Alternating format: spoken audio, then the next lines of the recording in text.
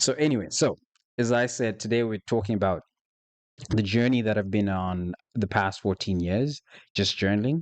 And I want to share with you some of the things that I noticed, some of the things that changed, and how journaling actually helped me overcome the darkest period in my life. And this dark period wasn't like, for some people, maybe it could be worse, right? But in my context and where I was and how I was adjusting to a new life, uh, I think without journaling, I don't know if I would have made it, because sometimes people go through a period in their life where they have to make a choice, whether they self destruct or they go forward and build based on the circumstances. And people can either make excuses for the situation that they're in, or they can also make a way to get through whatever they're going through.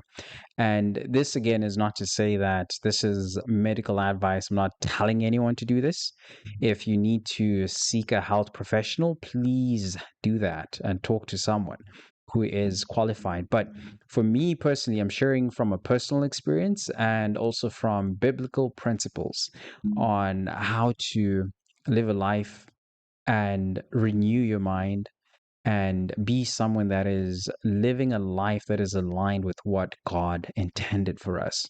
So, the things that I'm going to talk about is something that I think should be approached with caution as we start this, because some people tend to think that if they face a challenge, they perhaps delete themselves.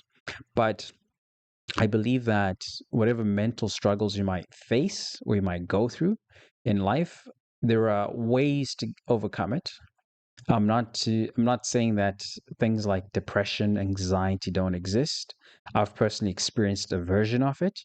And what I've come across is that depending on how serious it is, you don't need medication. You don't necessarily need to be seeking some of the science. I mean, let me not say scientific, but you don't need to be seeking like the medications to try and overcome the states that we might find ourselves in, because there are different attacks that can come, whether it's spiritual, whether it's just the understanding the psyche, to understand your brain, to understand your psychology, how you think, the patterns. And this is all talked about in scripture. When Christ talks, or scripture and everyone, Paul talks about renewing your mind, being like children, right?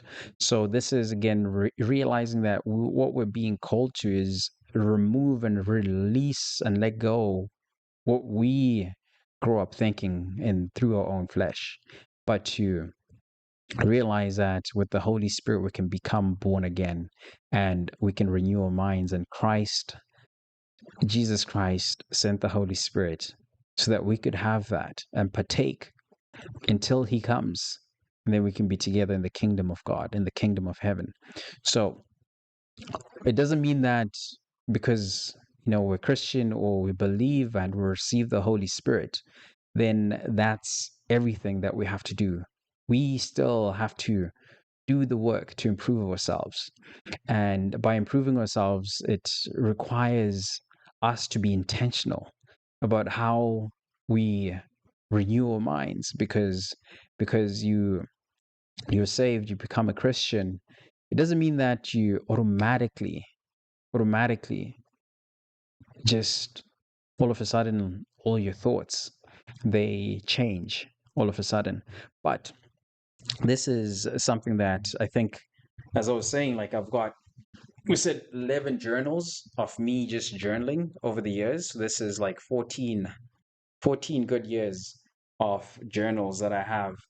And these are journals that everything that I've done, thoughts that I've had, things that I've had to focus on, things that I believe, my my goals, my vision, my mission in life, all of those things are things that I personally have wrote down so that I don't forget, so that I keep on remembering what it is, who I am as a person.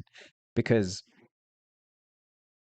in life, we have to move with the campus, with something that tells us, okay, where are we going?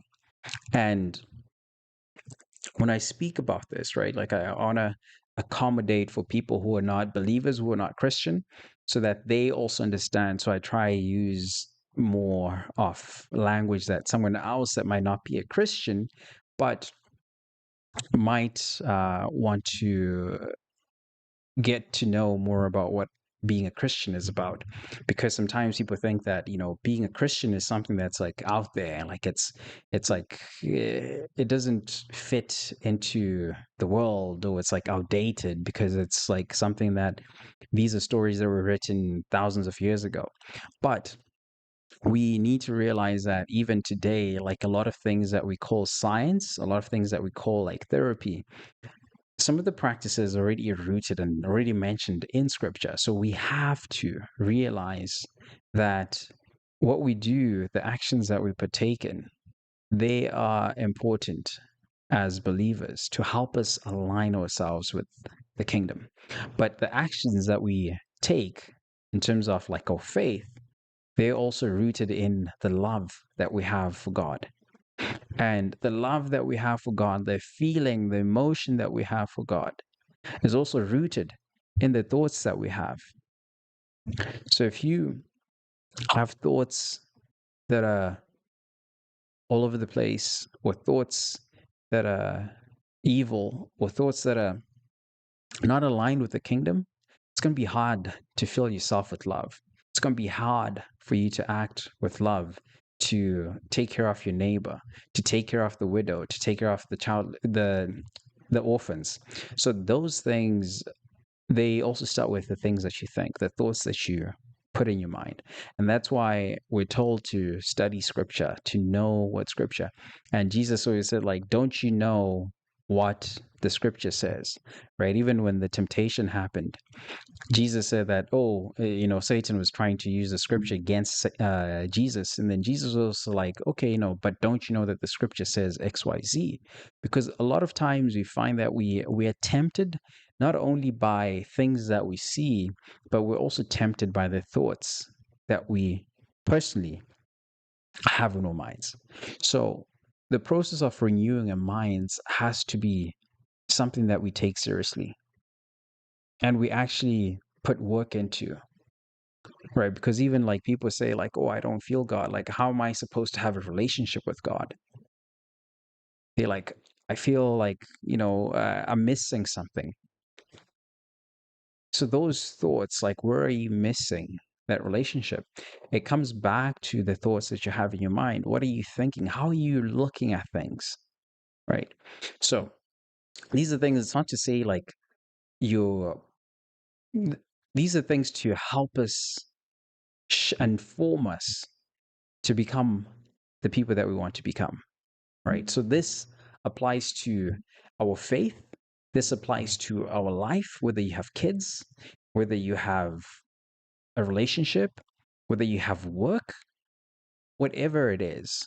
If you have something that you want to achieve in life, things that matter to you, regardless of what it is, and including things like your fitness, those things are also important for us to really take control of in our minds and our thoughts. That's why I always like present to you like the false beliefs, the things that people think in their minds, because the moment you keep on holding on to those false beliefs and those stories, they keep you stuck. They keep you stuck.